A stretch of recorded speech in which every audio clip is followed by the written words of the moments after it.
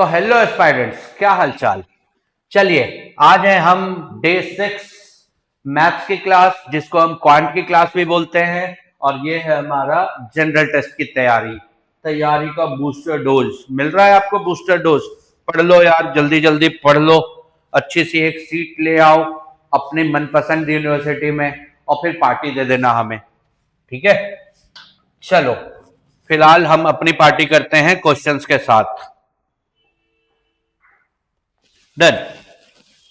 क्या है ये क्वेश्चन? पहला question, in an examination it is required to get 300 marks to pass. एक एग्जामिनेशन है जिसमें पास होने के लिए चाहिए 300 मार्क्स, ठीक है। एक भाई साहब लेके आए 225 मार्क्स और ये 10 मार्क्स से हो गए फेल। तो पूछ रहा है कि भैया बताओ वो एग्जाम कितने मार्क्स का था। तो मैंने आपके लिए थोड़ा आसान कर दिया क्वेश्चन को। क्वेश्चन पढ़ लो, पॉज करके पढ़ लो, देख लो। आपका क्वेश्चन पढ़ना जरूरी है, बशर्ते कि मैं पढ़ूं उससे बेहतर, ठीक है। तो अब जो है हम आते हैं इस सवाल पे। तो इस सवाल को करने का एक सिंपल सा तरीका बताऊंगा, बट वो तरीका बाद में, ठीक है। पहला तरीका देखो, हमसे पूछ रहा है टोटल मार्क्स। तो हम मान लेते हैं जो टोटल मार्क्स है, let total marks is equals to x. Presentation जरूरी नहीं है, आंसर जरूरी है। तो थोड़ी बहुत प्रेजेंटेशन समझने के लिए है, लेकिन यही 9th-10th में देखो हमको पूरा एक्सप्लेन करना पड़ता है, ठीक है। तो देखो कितना टोटल मार्क्स हो गया, x.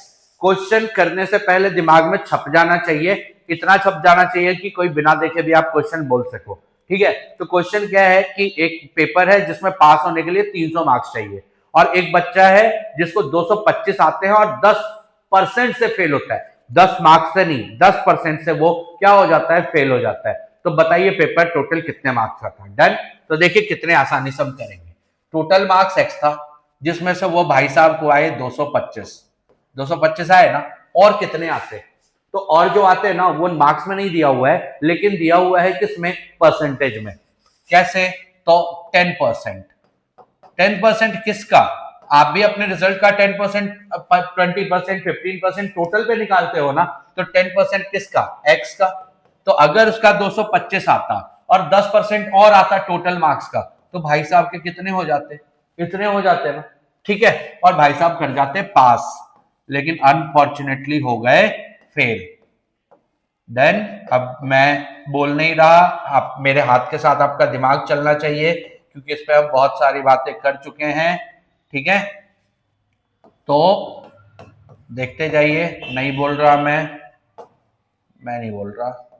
225/10 is equals to 75। x is equals to 10 divide, उधर गया मल्टीप्लाई 750, यानी कि वो टोटल कितने मार्क्स का पेपर था, 75। तो हम चेक करते हैं कैसे। देखो 225 आए ना उसके, और 10% और आते, तो 75 का 10% कितना होता है, 75 होता है। बराबर उसके कितने बन जाते हैं, 300। बोल रहा है ना यही 300, और वो क्या हो जाता, पास हो जाता।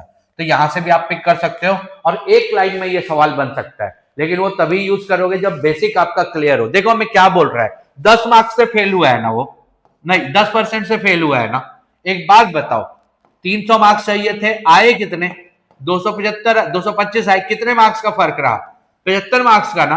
परसेंट में 10% का फर्क रहा, मार्क्स में कितने मार्क्स का फर्क रहा, 75 मार्क्स का। तो किसी ना किसी वैल्यू का 10% 75 होगा ना।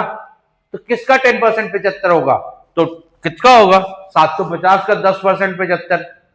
10% के लिए तुमको कैलकुलेशन भी नहीं करना, ठीक है। तो देखिए यहां से भी आप कर सकते हो, बट ये तब करोगे जब आपका दिमाग सॉलिड दौड़ रहा होगा। और सॉलिड कब दौड़ेगा, जब आपके बेसिक्स परसेंटेज को लेके पूरे तरीके से क्या होंगे, क्लियर होंगे, ठीक है। बढ़ते हैं हम अपने अगले सवाल पे, लेकिन उससे पहले आपके लिए क्वेश्चन, स्क्रीनशॉट प्लीज।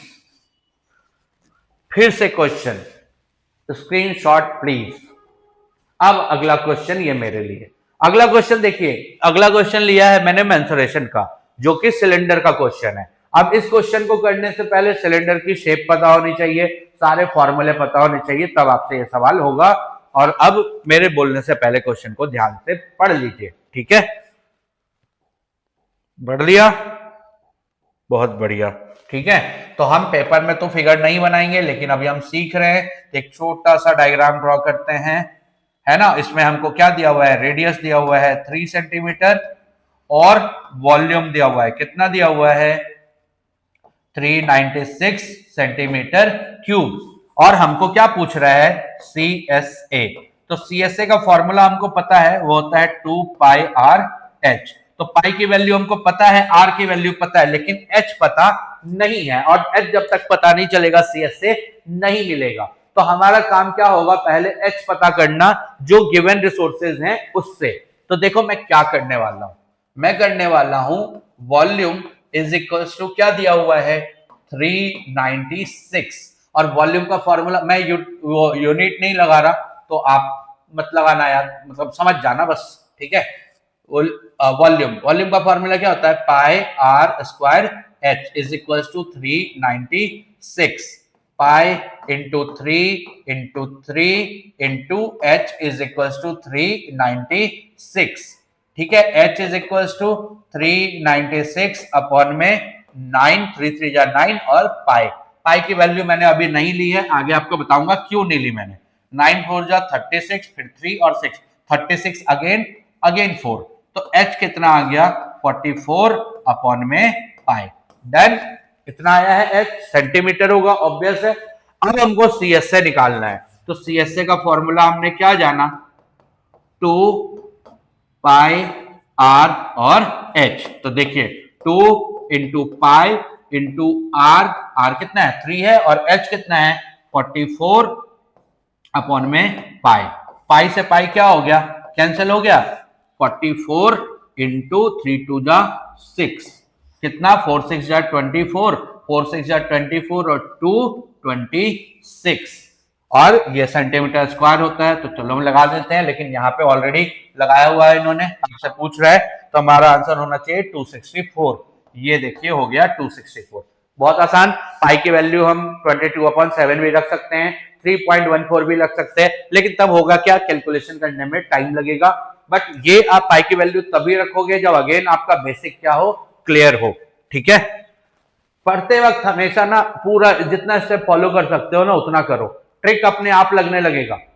पढ़ते वक्त तैयारी के टाइम पे ही अगर आप ट्रिक को लेके चलोगे ना, कभी ट्रिक नहीं लगेगा और बेसिक भी क्लियर नहीं होगा। तो जब आप पढ़ रहे हो उस समय ट्रिक को साइड रखो, ट्रिक आप अपना डेवलप कर लोगे, ठीक है। जिन भी टीचर ने ट्रिक डेवलप किया है ना, वो सब ने कॉन्सेप्ट पे दबा के काम किया है, तभी वो अपना ट्रिक डेवलप कर पाए हैं और आज आपको बता पाते हैं। लेकिन फिर हम क्या करते हैं, अरे हमें तो सर ने ट्रिक बता दिया, तो सर ने ट्रिक बता दिया, लेकिन सर ने कॉन्सेप्ट, ट्रिक साथ देगा बट हर बार साथ नहीं देगा। ये दीजिए अगला क्वेश्चन देख लीजिए, 5 क्वेश्चन है, फिर हिंदी वाले 5 क्वेश्चन है, सेम टाइप के क्वेश्चन है, तो दिक्कत नहीं होनी चाहिए। चलिए आते हैं हम अगले क्वेश्चन पे। क्या है अगला क्वेश्चन, अगला क्वेश्चन है a train running at the speed of 80 kilometre पर hour crosses a 350 metre long tunnel in 36 second, the length of the train. मतलब ट्रेन की स्पीड दी हुई है, एक टनल को वो कितने देर में क्रॉस करता है वो दिया हुआ है, और आपसे पूछ रहा है, हाँ टनल की लंबाई भी दी हुई है, टनल की लंबाई, ट्रेन की स्पीड और कितना सेकंड में वो क्रॉस कर रहा है वो दिया हुआ है। तो आपसे पूछ रहा है ट्रेन की लंबाई। मत कंफ्यूज होइए, बहुत आसान सवाल है, देखिए कैसे करेंगे, ठीक है। मान लेते हैं ये टनल है, ठीक है, और ये ट्रेन है, ओके जी। ये देखो 350, मैं सवाल बता नहीं रहा हूं आपको, अभी समझा रहा हूं, 350 मीटर। अब देखो ध्यान से, ट्रेन जब यहां आएगी ना, इसको टच करेगी, और टच करके जब यहां जा रही है, यहां जा रही है, तो इतने दौरान में ट्रेन ने कितना डिस्टेंस कवर किया, 350 मीटर। लेकिन अभी ट्रेन जो है उसका इंजन यहां है, बट कोच तो पीछे ही है ना, तो कोच जब आगे जाएगी तो वो देखो 1 मीटर आगे जाएगी, तो ये ट्रेन अपनी डिस्टेंस भी तो 1 मीटर कवर करेगी, 2 3 4। तो अब देखो ट्रेन मान लिया आगे आ गई, ठीक है ना, यहां आ गई, तो अब क्या हुआ, तो कायदे से देखो ट्रेन जो ये 36 सेकंड तक थी, वो मतलब ये जो 36 सेकंड है, इस 36 सेकंड तक ट्रेन ने क्या किया है, वो यहां रही, मतलब यहां पे टच किया, यहां से सेकंड काउंट होगा 1 2 3 4 5 6 7। अभी 36 नहीं हुआ ट्रेन का, जब इंजन यहां आया तो 36 कब होगा, जब वो ट्रेन का इंजन आगे चला जाएगा और ट्रेन का जस्ट जो पीछे वाला डब्बा है लास्ट पॉइंट ट्रेन का, पीछे का लास्ट पॉइंट, वो जब इसके यहाँ पे टच रहेगा तब 36 सेकेंड होंगे ना। हम कहेंगे ना ट्रेन टनल से निकल गई, तो आपको मतलब क्या है कि 350 मीटर तो ट्रेन चली ही चली, प्लस ट्रेन जो अपना डिस्टेंस है ना, जो अपनी लेंथ है, जो ट्रेन की लेंथ को हम टी मान लेते हैं, उतना चली। आ गई बात समझ में? और उतने में ट्रेन को कितना टाइम लगा? 36 सेकेंड। अब इसको कंक्लूड करें तो आसानी से समझो कि ट्रेन इन 36 सेकेंड में कितना चल रही है, तो ट्रेन टनल की लेंथ प्लस अपनी लेंथ के बराबर चल रही है। क्लियर है? अब चलिए, ये हुआ क्वेश्चन का एक पड़ाव। दूसरा पड़ाव आते हैं, अब ट्रेन की स्पीड देखते हैं कितनी है।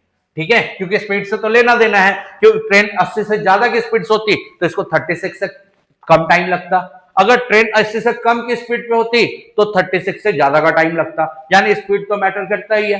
तो ठीक है, तो देखिए हम क्या करते हैं, ये किलोमीटर पर आवर है ना, तो इसको हम पहले कन्वर्ट कर लेते हैं मीटर पर सेकेंड में। तो 80 किलोमीटर पर आवर को मीटर पर सेकेंड में कन्वर्ट करने के लिए 5/18 से क्या करना पड़ता है? मल्टीप्लाई। 18 5 जा 400/18, तो इतना मीटर पर सेकेंड, यानी एक सेकेंड में कितना है?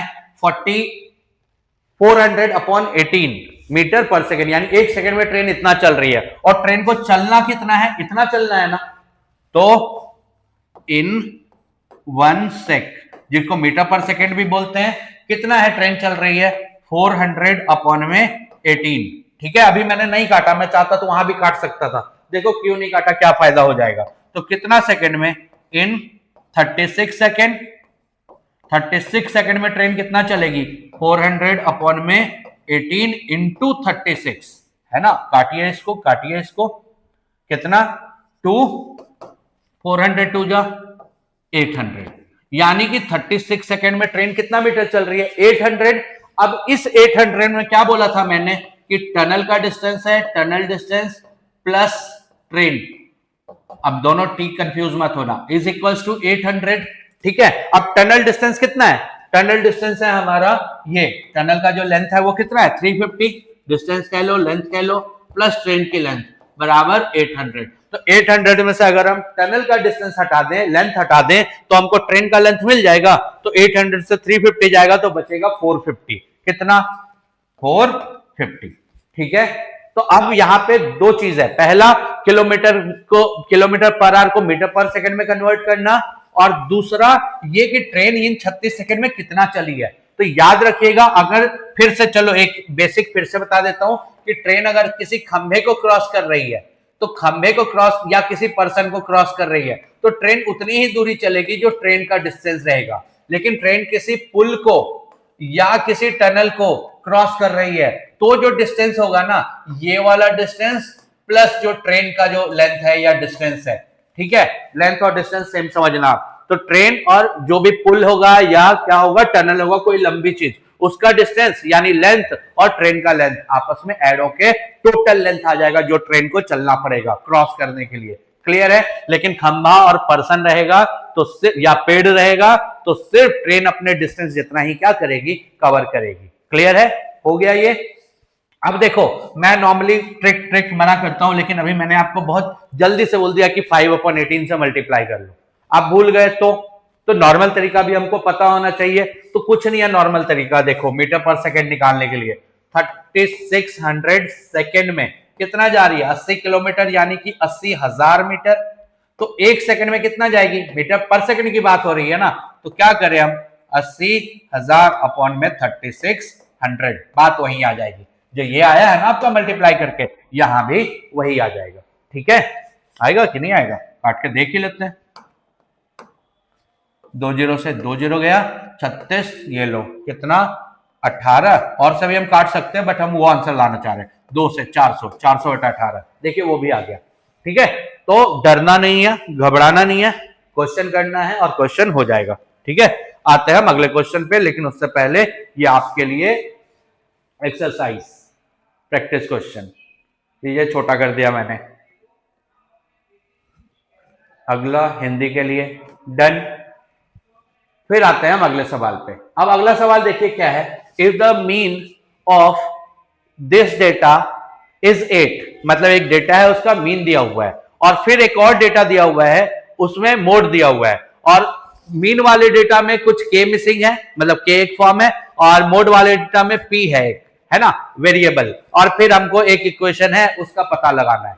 तो कायदे से डेटा दिया हुआ है, उसका मीन दिया हुआ है, फिर दूसरा डेटा दिया हुआ है, उसका मोड दिया हुआ है, और हमको एक इक्वेशन बोल रहा है इस इक्वेशन की वैल्यू पता करिए। तो अगर हमको के और पी की वैल्यू मिल गई तो हमको क्या मिल जाएगा, आंसर मिल जाएगा। ठीक है, तो पहले हम के की वैल्यू निकालेंगे गिवन डेटा से, फिर पी की वैल्यू निकालेंगे और फिर उसको यहाँ पे पुट करके आंसर ले आएंगे। ठीक है, बहुत आसान सवाल है, लेकिन उस आसान सवाल के लिए हमको क्या होना चाहिए, फॉर्मूला मीन का पता होना चाहिए और मोड क्या होता है वो भी पता होना चाहिए। ठीक है, तो देखिए मीन क्या होता है, मीन होता है जो गिवन डेटा है, मैं फॉर्मूला नहीं लिख रहा, गिवन डेटा है उन सब का सम अपॉन में नंबर ऑफ डेटा, मतलब जितने नंबर है। ठीक है, तो कितना है 3 + 4 + 9 + 2k + 10 + 8 + 6 + k + 6 अपॉन में 1 2 3 4 5 6 7 8 9।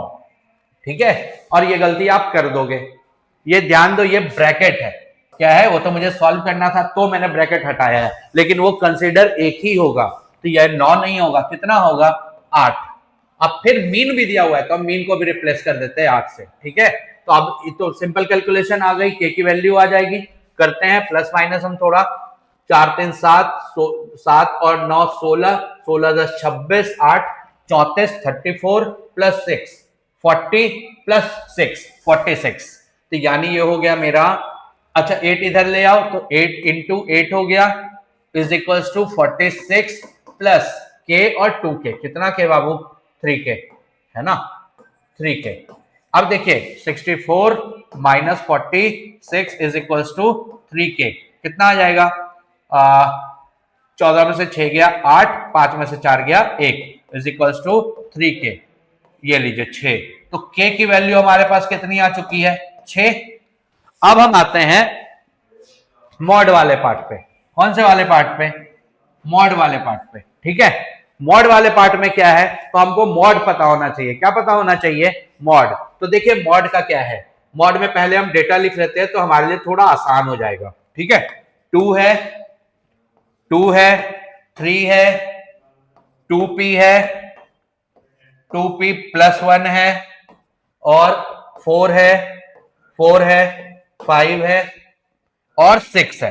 ठीक है, और हमको दिया हुआ है इसका जो मॉड है ना, वो दिया हुआ है कितना 4, तो मॉड में कोई प्रॉब्लम ही नहीं है, जो डेटा सबसे ज्यादा बार होगा ना ऐसे में उसको हम क्या बोलेंगे मॉड। तो हम सबसे ज्यादा बार 2 है तो हमें कोई दिक्कत ही नहीं, हमको बता रहा है कि भाई साहब 2 जो है ना, मतलब मॉड जो है वो 4 है, तो 4 कितनी बार है 2 बार है, और कहीं तो पॉसिबल नहीं है, लेकिन देखो दो जगह पॉसिबिलिटी बन सकती है कि हो सकता है यहां 4 हो और हो सकता है यहां 4 हो, लेकिन ये वाला 4 अगर नेचुरल नंबर है ना 1 2 3 4, तो 1 2 रखेंगे 3 रखेंगे किसी में भी 4 नहीं आएगा। लेकिन यहां देखो, यहां हम 2p = कोई एक नंबर लेके 4 कर सकते हैं, यहां भी कर सकते हैं, बट p हमको नेचुरल नहीं लेना पड़ेगा, लेकिन यहां बोल रहा है p क्या है नेचुरल नंबर है। ठीक है, तो देखो ज्यादा टाइम गवाते हुए बिना यहां जाते हैं हम, 2p = 4, तो p = ये डिवाइड में जाएगा 2, तो p की वैल्यू कितनी आ गई 2 आ गई, और k की वैल्यू कितनी आ गई 6 आ गई। अब यहां पुट करिए 6 - 2 × 2, 6 - 4 विच इज 2, यानी कि इसका आंसर क्या है 2। बहुत आसान सवाल है, शायद थोड़ा जल्दी बता दिया हो मैंने, तो आप एक बार पॉज करिए, स्लो करिए, कुछ भी करिए, देखिए करिए और सीखिए, तभी आपसे ये जो बेसिक क्वेश्चन है उसके प्रैक्टिस क्वेश्चन ये आपसे होंगे। ठीक है, दिख रहा है ना, हाँ दिख रहा है। ठीक है, चलिए आगे आते हैं, ये वाला क्वेश्चन है हमारा अगला, मतलब हिंदी वालों के लिए। ठीक है, आते हैं हम अपने अगले क्वेश्चन पे। ठीक है, अब ये क्वेश्चन देखिए स्क्वायर का क्वेश्चन है, क्वेश्चन को पढ़ लो समझ लो तब मैं बताऊंगा तो और बेहतर होगा। तो इस क्वेश्चन में क्या है, इस क्वेश्चन में है the length of a diagonal. अब स्क्वायर है और उसके डायगोनल की बात की गई है, तो जैसे मैंने बोला पेपर में हम डायग्राम नहीं बनाएंगे, लेकिन यहां सीख रहे हैं तो हम डायग्राम बनाने से हमको क्लैरिटी आ जाएगी। ठीक है, तो ये देखो, ये देख के ही हमको पता चल रहा है, अगर पहले से पता है तो बहुत अच्छी बात, नहीं तो हमको पता चल रहा है कि दोनों डायगोनल की लेंथ क्या होती है स्क्वायर में सेम होती है, ठीक है, तो हम बोल सकते हैं AC is equals to BD, ठीक है, AC is equals to BD।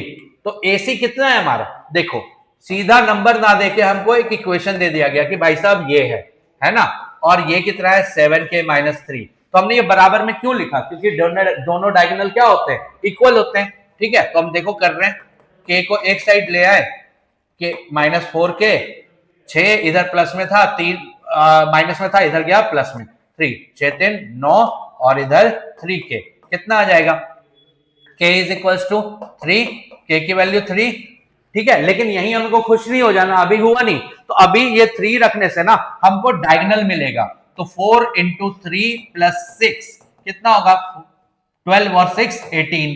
यहां भी रख के देखेंगे 7 इंटू 3 माइनस 3, यानी कि 7 3 21 माइनस 3 कितना 18। और ये देखो दोनों वैल्यू बराबर आई ना, क्यों, क्योंकि स्क्वायर के दोनों रेडियस क्या होते हैं, इक्वल होते हैं। क्लियर है, यहां तक हो गया।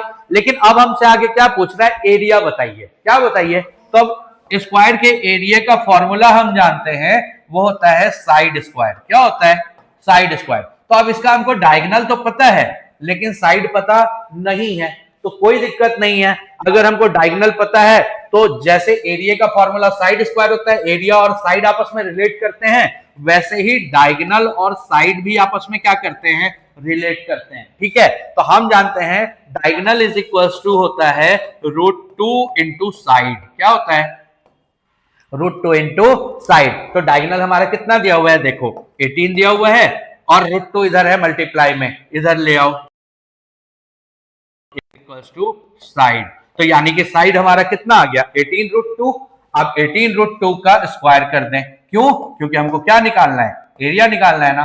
18√2 का स्क्वायर यानी कि 18√2 इंटू 18√2।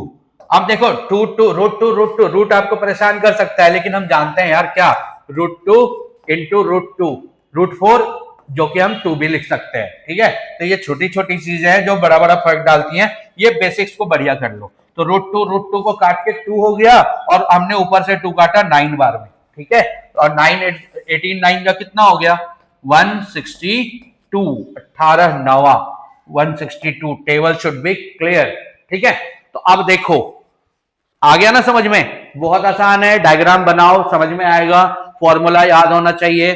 देखो डायगोनल में क्या दिया हमको, डायगोनल नहीं दिया, उसका इक्वेशन दे दिया वेरिएबल फॉर्म में कि भैया ऐसे करो, और वहां से फिर आप क्या निकालो, के की वैल्यू निकालो।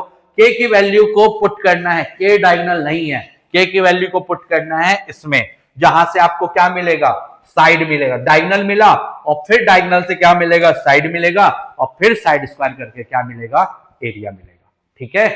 तो बहुत कुछ करोगे तब आपको 5 नंबर भी मिलेगा, ठीक है। और फिर यूनिवर्सिटी में एक सीट भी मिलेगा, मिलेगा नहीं मिलेगी। डन, ये लीजिए आपके लिए सवाल, डन, ठीक है, दिख रहा है, हाँ वेरी गुड। ये थोड़ा छोटा कर दिया मैंने, ले लो आप स्क्रीनशॉट, बड़े में भी ले सकते हो, हाँ ठीक है। चलिए ये थे हमारे 5 क्वेश्चन मैथ्स के, छठे दिन के क्लास के, हाँ ठीक है, छठे दिन के क्लास के 5 क्वेश्चन, ठीक है, मैथ्स के, जिसको हम क्वांट भी बोलते हैं जनरल टेस्ट में। आपकी तैयारी का बूस्टर डोज लेके हम फिर आते हैं 7th डे में, जो कि कल होगा। तब तक के लिए बाय, पढ़ते रहिए।